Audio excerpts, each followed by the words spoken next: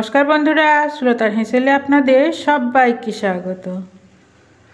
আজ আমি বানাবো বরবটির একটা সুন্দর রেসিপি, যেটা খেতে দারুণ টেস্টি হয়। তার জন্য আমি কড়াইতে জল বসিয়ে দিয়েছি। তার মধ্যে আমি দিয়ে দিচ্ছি সামান্য চিনি। চিনি দিলে কী হবে, বরবটির কালারটা একদম সবুজ থাকবে।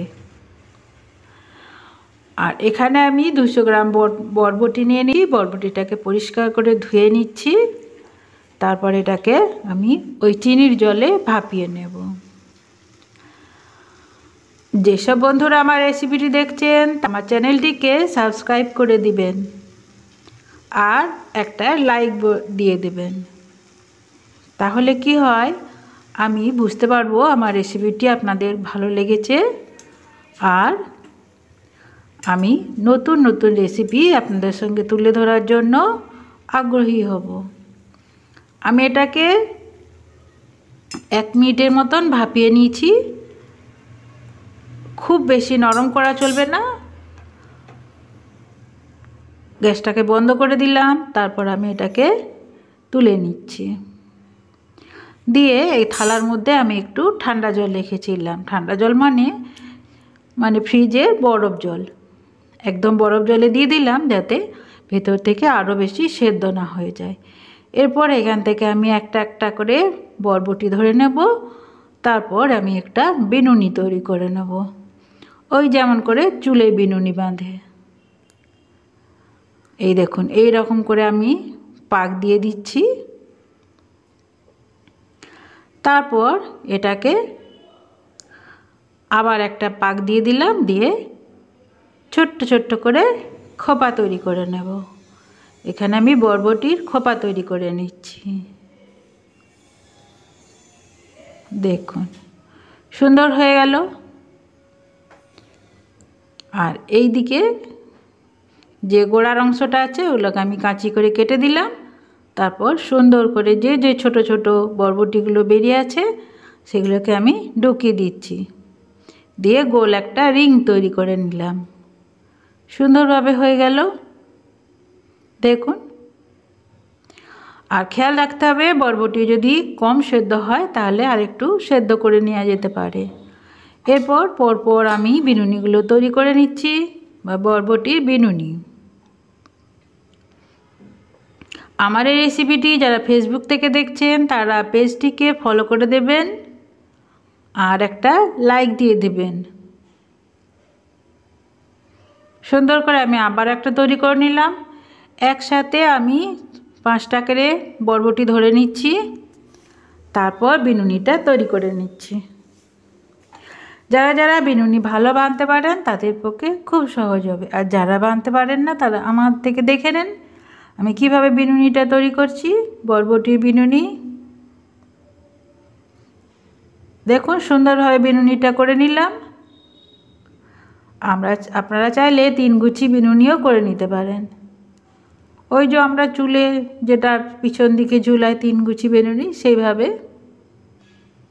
তারপর ছোট ছোট চুলগুলো আমি গুজে দিচ্ছি, ছোট ছোট বরবটি ছোট ছোট অংশগুলো আমি এইভাবে গুঁজে দিলাম।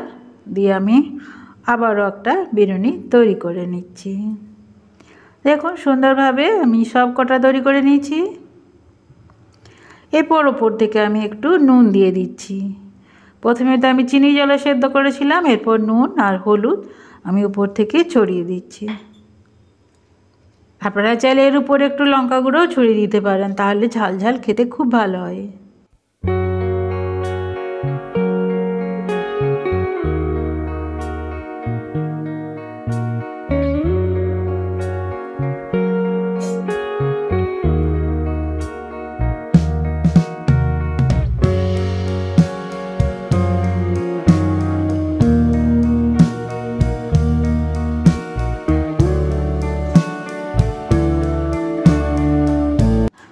এখানে আমি একটা বাটি নিয়ে নিচ্ছি, বড় একটা বাটি। তার মধ্যে দিয়ে দিলাম একটা কাচের বাটির 1 বাটি, মানে 1 কাপ বেসন।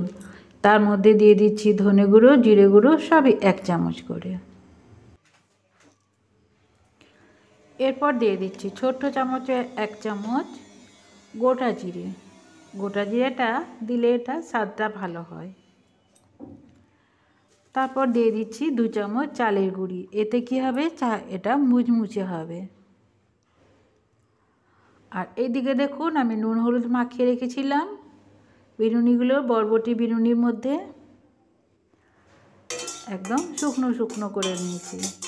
আর এদিকে কড়াইতে আমি 3টা শুকনো লঙ্কাকে শুকনো খোলায় ভেজে নিচ্ছি। তারপর এটাকে গুঁড়ো করে আমি দিয়ে দিলাম। তারপর এটাকে আমি মাখতে থাকবো। যেসব বন্ধুরা দেখছেন প্লিজ চ্যানেলটিকে সাবস্ক্রাইব করে দেবেন। এরপর এটাকে একটু একটু করে জল দিয়ে আমি একটা পাতলা ব্যাটার তৈরি করে নেব। খুব পাতলা করব না, যাতে বরবটি গায়ে খুব ভালোভাবে লেগে থাকে, ঠিক সেইভাবে ব্যাটারটা তৈরি করব, মানে সেই রকম ব্যাটার। একটু একটু করে জল দিতে থাকবো আর মাখতে থাকবো। একবারে বেশি জল দেব না, তাহলে পাতলা হয়ে যেতে পারে, তাহলে বরবটি গায়ে লাগবে না। তাই একটু একটু করে জল দেবো, একটু একটু করে মাখবো।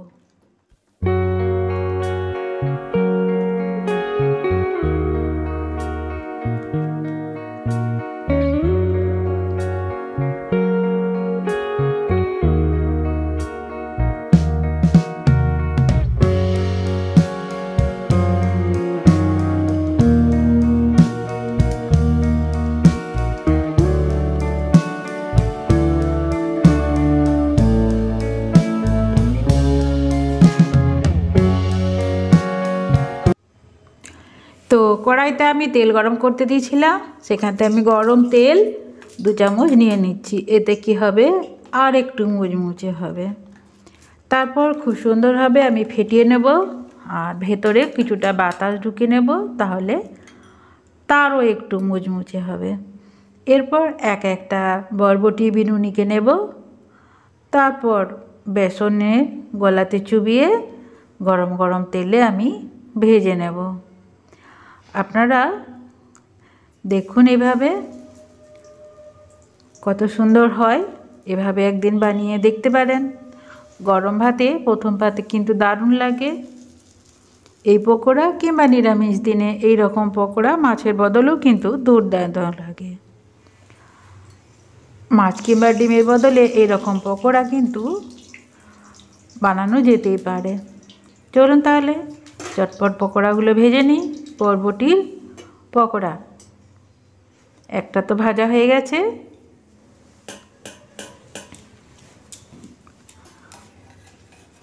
আবার একটা ভেজে নিচ্ছি। এইভাবে সবগুলো ভেজে নেব। আপনাদের যদি কড়াই বেশি তেল থাকে তাহলে 2টো করে দিতে পারেন। যেহেতু আমি কম তেল দিয়ে করছি, তাই একটা একটা করে দিয়ে ভেজে নিচ্ছি। দেখুন সুন্দর হয়ে গেছে, কত সুন্দর হয়েছে দেখুন। পরপর আমি সবগুলো ভেজে নিয়েছি। যেসব বন্ধুরা আমার এই রেসিপিটি দেখছেন তারা আমার এই চ্যানেলটিকে সাবস্ক্রাইব করে দেবেন। আজ তাহলে এই পর্যন্তই, আবারও হাজির হয়ে যাব অন্য কোনো রেসিপি।